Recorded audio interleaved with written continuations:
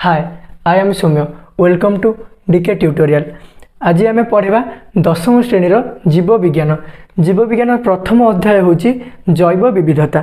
एबे हम पढ़ा जैव विविधता कौन पिला एबे सब बाहर कर दियो। दशम श्रेणी जीव विज्ञान प्रथम अध्याय पिला तुम्हें केवे लक्ष्य करिछ कि आम परिवेश रे थिबा जीव मानक मध्यरे केते सामंजस्य अथवा विविधता रही। एठारे प्रत्येक जीव से प्राणी हेउ बा उद्भिद गोटे अन्यठार अलग। आम एबे प्रथम बुझा व्हाट इज विविधता बा डाइवर्सिटी। विविधता हूँ सामंजस्य बा अलग अलग मान धर आम दुईटी प्राणी को उदाहरण स्वरूप नवा। धर गाई छेली से दुहे दुहे समान कि नुह ताकू आम कौन कह सामंजस्य बा विविधता। उदाहरण स्वरूप तुम सांग कथा विचार को नियो तुम ठारू से किपरि भिन्न ताहा देख। फास्ट तुम दुहींकर उच्चता समान कि ऑब्वियसली है नथिबो दुहींकर उच्चता। जदि भी उच्चता समान थिबो तुम दुहींकर बयस केबे समान होइथिबो कि है नथिबो। तुम दुहींकर नाकर गठन समान कि केबे नुह। तुम हाथ पापुलीर आकार सह तुम सांगर हाथ पापुलीर आकार समान कि केबे नुह। आम तो गोटे प्राणी मनीषर उदाहरण नेले सेमानक मध्यरे भी कौन बहुत विविधता बा सामंजस्य देखाला। जदि आम दुईटी प्राणीकर नबा ताले मध्य कौन बहुत किसी सामंजस्य आम देखा पाइबा। एबे पढ़िबा विविधता कौन। वर्तमान आमे आमको और आम सांग को जदि गोटे मांकड़ सहित तुलना करिबा ताहाले मनीष और मांकड़ मध्यरे गठनर किछि सामंजस्य किछि पार्थक्य रहिथिबा जानि पारिया। धरा जाऊ आमे मनीष एवं आम सांग हो गोटे मांकड़। जदि आमे दुहे दुहींकर विविधता बा सामंजस्य को देखिबा ताले आम शरीर गठन हो भी जहाँ भी हो सबुथिरे अलग ही आसीबो। तापर देख तेबे आमे आम सांग भितर रही सामंजस्य अर्थात मनुष्य मध्य थिबा सामंजस्य मनुष्य मांकड़ मध्य थिबा सामंजस्य तुलन में अधिक। उदाहरण स्वरूप आमे मनीष भितर जेतिक सामंजस्य पाइबा मनीष एवं मांकड़ भितर ताठार अधिक सामंजस्य पाइबा। सेहीपरि जदि गोटे गाई को यही तुलना प्रक्रिया रे जोड़ी देबा तेबे देखा जिवो जे मनीष और मांकड़ भितर थिबा सामंजस्य गाई तुलन में बेस अधिक। तुम्हें देसी गाई और जर्सी गाईर नाम शुणिछ कि? अच्छा मनीष आ मांकड़ भितर आम जी सामंजस्य पाइबा मनीष एवं गोटे गाई मध्य ताठार आम अधिक सामंजस्य पाइबा। अच्छा ये कहला तुम्हें देसी गाई और जर्सी गाईर नाम शुणिछ कि केबे? हाँ निश्चय शुणिथिबो। देख देसी गाईटीए जर्सी गाई भली देखा जाए कि? समस्त गाई एका भली देखा जाती कि? आमे देसी गाईर गोठ भितर थिबा जर्सी गाईटी को चिन्ह पारिबा कि? एही चिन्हट प्रक्रिया आमर आधार बा मापकाठी कौन हेबो? अच्छा ये प्रथम प्रश्न कौन पचला देसी गाईटे जर्सी गाई भली देखा जाए कि? ऑब्वियसली हाँ ता भली देखा जाए। कहीं से माने गोटे फैमिली रू बिलोंग करछन्ती कने सेमान को आमे गाई ही कहबा थोड़ी ना जर्सी गाई को आमे छेली कहबा नुह। अच्छा ये तापर कहला समस्त गाई एका भली देखा जाती कि? हाँ कहीं सबू गाईर चारोटी गोड़ गोटे लांज मुंडरे सिंह सबू गाई मानक थाए तेणु कौन समस्ते एका भली देखा जाती। आमे देसी गाईर गोठ भितर थिबा जर्सी गाईटी को चिन्ह पारिबा कि? भाबी कह चिन्ह पारिबा कि नहीं? यही चिन्हट पाई आमर आधार बा मापकाठी कौन हेबो? जदि आमे चिन्ह पारिबा ताले आधार बा मापकाठी कौन हेबो? ऑब्वियसली तुम जानिथो देसी गाई ठार जर्सी गाई देखिबा पई कोन उच्चारे बहुत अधिक से माने कौन करती ना बहुत क्षीर दियंती एवं सेमानकर खाद्य देसी गाई और जर्सी गाई मध्य कौन बहुत सामंजस्य। अच्छा एबे देखिबा सेमानकर लक्षण गुड़िक कौन? केतक विशेष लक्षण द्वारा ही आम देसी और जर्सी गाई को एक गोष्ठीभुक्त करूँ अथवा से अलग अलग बोली विवेचना करते गुड़े कौन लक्षण रू आम जापर कौन एटा देसी गाई एवं एटा जर्सी गाई। पृथ्वी पृष्ठ रे थिबा असंख्य जीव मानक अनुध्यान कले जना जाए जे एक बैक्टेरियार आकार अति छोट यह खाली आखिरे देखा जाए नहीं तेणु यार दैर्घ्य और प्रस्थ को माइक्रोमीटर प्रकाश करा जाए। तुम मानकर डाउट हो तो माइक्रोमीटर कौन? माइक्रोमीटर होची मीटर क्षुद्र एकक। ओके 1 म्यू बा 1 माइक्रोमीटर इक्वल टू 10⁻⁻6 मीटर। किंतु तिमी और रेडवुड माछ भली बृहत्काय जीव मानकर दैर्घ्य को आम मीटर प्रकाश करि पारिबा ताहा यथाक्रमे प्राय 30 और 100 मीटर बोली आमे कहि पारिबा। जीव मानकर जीवन काल रे मध्य विशेष असामानता रही थाए जेपरिक सागवान बा किट गछ प्राय 100 ରୁ 150 वर्ष बंचुथिबा बेले कोलकाता बटानिकल गार्डन रे थिया बटवृक्ष ग्रे बायन ट्री प्राय 200 वर्ष अधिक समय बंचार प्रमाण रही। अच्छा एवं आम जीव मान कथा उद्भिद मान कौन बहुत सामंजस्य देखा जाए ना। उदाहरण कौन जपरी सागुआन बा टिक गछ से माने केते वर्ष बंचती ना 100 ରୁ 150 वर्ष बंचुथिया बेले कोलकाता रे थिबा बटानिकल गार्डन रे एक प्रकार गछ अछि ता कौन बटवृक्ष बा ग्रे बायन ट्री प्राय 200 वर्ष ରୁ अधिक वर्ष बंची थाए।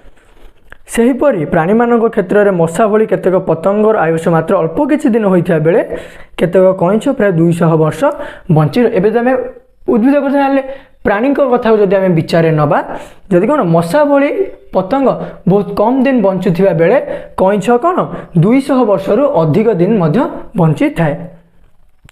जीव मानकर जीवन काल बा लाइफ स्पेन रो तारतम्य थिबा भली सेमानकर रंगर विभिन्नता मध्य अनन्य। जेपरिक शुआर रंग सबुज होला बेले मयूर पुछर रंग बेस आकर्षणीय होइथाए। बाघर शरीर में थिबा पटा पटा दागर अन्य पटांतर न थाए। पुणी के फूल गछरे फूल लाल तो कहार हलदिया अथवा धला बैगणी रंग होई रंग बेरंगर प्रजापति सहित फूल बगीचाटे बेले बेले एक इंद्रधनुर विस्मय सृष्टि करता है। आम कौन पढ़ुचे मन रखिथ विविधता बा सामंजस्य ये बहुत किसी उदाहरण देला कौटी कौन शुआर सागुआ रंग कथा कहला तो एवं कौटी मयूर पुछर रंग बेस आकर्षणीय हवा कथा कहला एवं बाघ देहरे थिबा पटा पटा दाग को मध्य कौन उदाहरण रे नेला एवं कौ फूलर रंग हलदिया तो कौ फूल लाल केउ फूलर रंग कौन धला। एथुर आम कौन बुझिले माने आम कौन पृथ्वी पृष्ठ रे मिलुथा प्रत्येक जिनिस समस्ते केही भी कहा सांगरे कौन मैच करते ना समस्त मध्य कौन कोनोसी ना कोनोसी सामंजस्य बा तारतम्य थाए। प्राकृतिक परिवेश रे एही विभिन्नता सुस्पष्ट अतएव जेकोसी प्राकृतिक परिवेश रे प्रकृतिर अनन्य विभिन्नता को नहीं विभिन्न प्रकार जीव मानकर एकत्र सहअवस्थान को जैव विविधता बा बायोडाइवर्सिटी कहा जाए आउ कौन कह जाए ना जीव जगतर विविधता diversity in living world biology diversity कहा जाए। अच्छा हमें ये गोटे ये कहला कौन ना जैव विविधता क्या कहा जाए क्या कहा जाए ना जेकोसी प्राकृतिक परिवेश रे जेकोसी प्राकृतिक परिवेश रे प्रकृतिर अनन्य विभिन्नता को नहीं विभिन्न प्रकार जीव मानकर एकत्र सहअवस्थान को जैव विविधता बा जीव विविधता बा बायोडाइवर्सिटी कहा जाए। प्राकृतिक परिवेश रे विभिन्न प्रकार जीव मानकर एकत्र सहअवस्थान को जैव विविधता कहा जाए। उदाहरण स्वरूप गोटे परिवेश रे मु आम परिवेश कथा कहबी आम परिवेश रे अच्छा परिवेश क्या परिवेश क्या कह आम चतुर्पार्श्व थे जल स्थल वायुमंडल को आम परिवेश को अच्छा आम परिवेश क्यों मैंने सब बास करती ना जीव धर कौन उद्भिद हूँ प्राणी हूँ मनुष्य हूँ समस्ते बास कर तेणु आम कौन गोटे जैव विविधतार रोचु। ओके पृथ्वीर प्रत्येक प्राकृतिक परिवेश यथा जंगल पहाड़ पर्वत नदी ह्रद समुद्र मरुभूमि और बरफावृत अंचल इत्यादि रे बसवास करुथिया जीव जगत रे विविधतापूर्ण मात्रा रे परिलक्षित होइथाय। परिवेशर पार्थक्य हेतु गोटे प्रकृतिर परिवेश देखा जाउथा जीवगोष्ठी ठारू विभिन्नता अन्य प्राकृतिक परिवेश ठारू जीवगोष्ठी ठारू बेस अलगा। अच्छा ये कौन कहला पृथ्वी को प्रत्येक प्राकृतिक परिवेश जता जंगल पहाड़ पर्वत ह्रद मरुभूमि और बरफावृत अंचल अच्छा यही स्थान में कौन गोटे प्रकार जीव यही सब स्थान में केबे भी बास कर ना जथा आम जदि देखा जंगल जो जीव मैंने बास कर भी मानव समाज रे बास करें ना। पृथ्वीर प्रत्येक प्राकृतिक परिवेश यथा जंगल पहाड़ पर्वत नदी ह्रद समुद्र मरुभूमि और बरफावृत अंचल इत्यादि रे बासवास करुथिबा जीव जगत रे विविधतापूर्ण मात्रा रे परिलक्षित होइथाय। परिवेशर पार्थक्य हेतु गोटे प्राकृतिक परिवेश देखा जाउथिबा जीवगोष्ठीर विभिन्नता अन्य प्राकृतिक परिवेश रहुथिबा जीवगोष्ठी भिन्न अटे। मुझे दुईटी प्राकृतिक परिवेश नहीं कि उदाहरण दूची जदि आम ना समुद्र एवं मरुभूमि दुईटी प्राकृतिक